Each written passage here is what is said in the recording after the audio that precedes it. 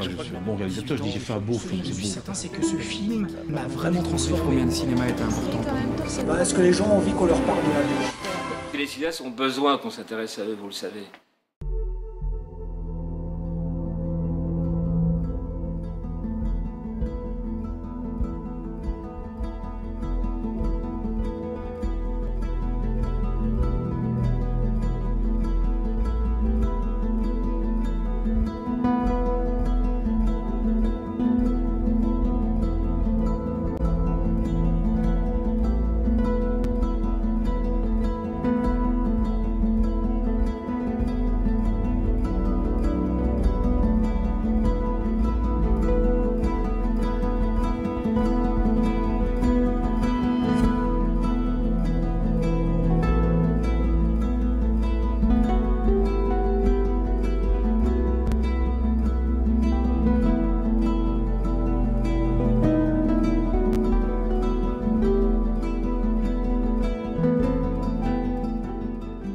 Ils étaient tous plus ou moins orphelins d'un membre de leur famille, pas forcément d'un parent, mais d'un frère ou d'un fils.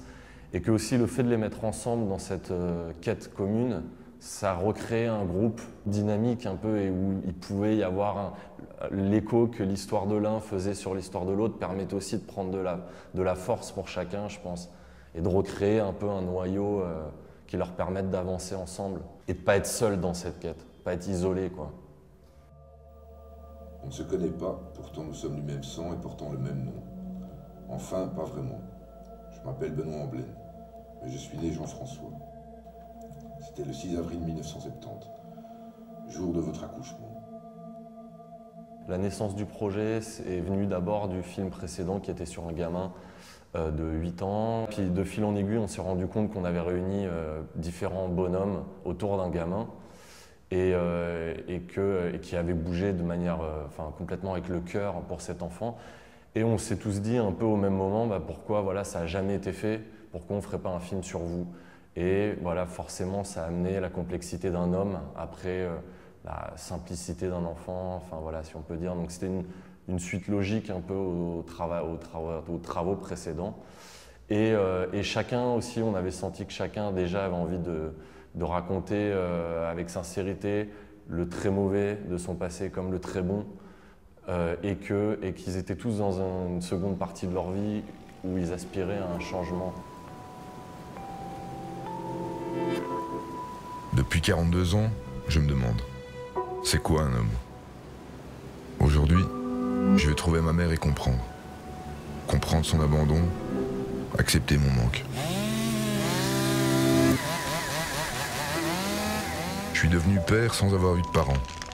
J'avance, avec mes 2 jambes de bois, en essayant de donner un sens à mon passé, à leur absence.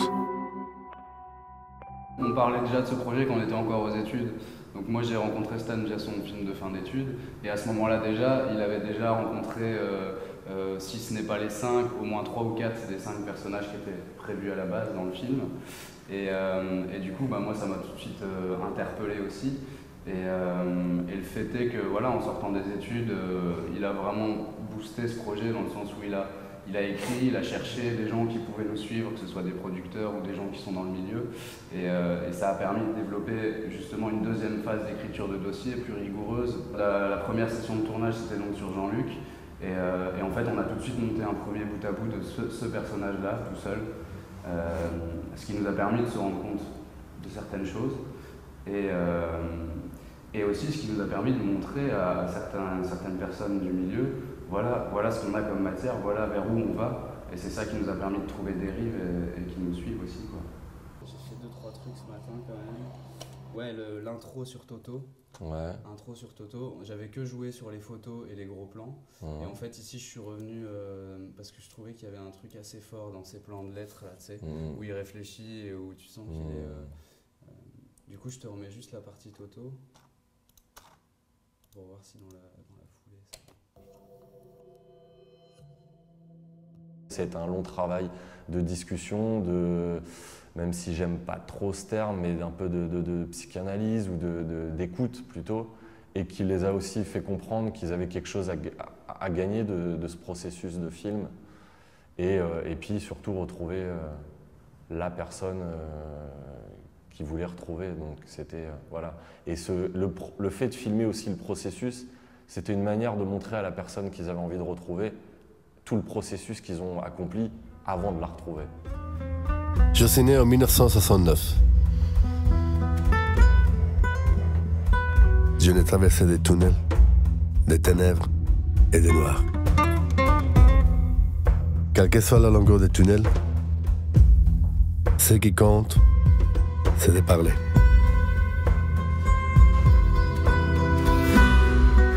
Je dois te voir, mon frère. J'ai besoin de te parler et de te demander pardon.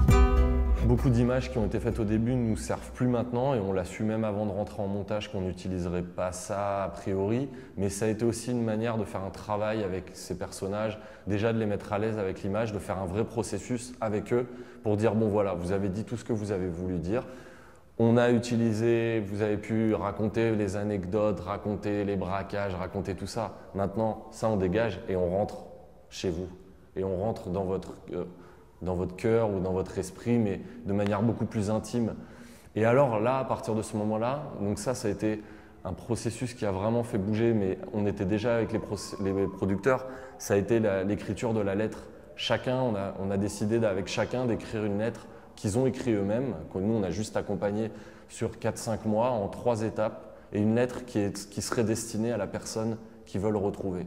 Et cette lettre sera la voix off de leur partie à chacun en fait.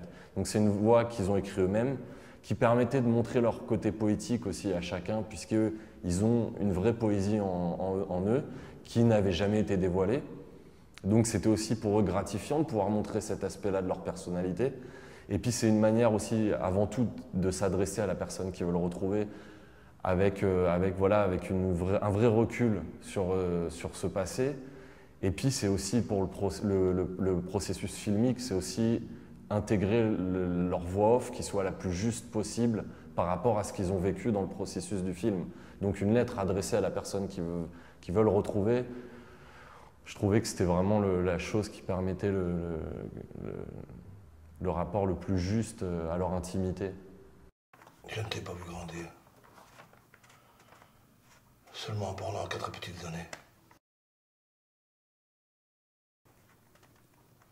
Après ça, j'ai été très très vite à la grande école. Pas la bonne. Là-bas, je n'ai jamais pleuré. Je ne pouvais pas. Mais les murs se souviennent de mes crises de démence. Juste à la pensée de ne plus pouvoir te voir. J'aurais pu prendre l'autre route, c'était trop tard. Le sensationnel ne m'intéressait pas du tout, c'est pas un homme qui a tué qui m'intéresse. Ce qui m'intéressait, c'était la route qu'il pouvait faire après avoir pris conscience de l'erreur et puis comprendre aussi à quel point il s'en est voulu de cet acte. Donc bon, ça c'est pour un d'eux. Pour l'autre, c'était comprendre comment un gamin qui a été abandonné à la naissance et qui s'est retrouvé plus ou moins dans la rue, maltraité, peut avoir une carrière fulgurante de boxeur, puis de mannequin, puisque lui a bossé pour Jean-Paul Gaultier, Valentino, etc. Et puis du jour au lendemain, peut décider de tout plaquer pour aller couper des arbres dans le Brabant wallon. Enfin voilà, c'était toutes ces routes qui étaient intéressantes.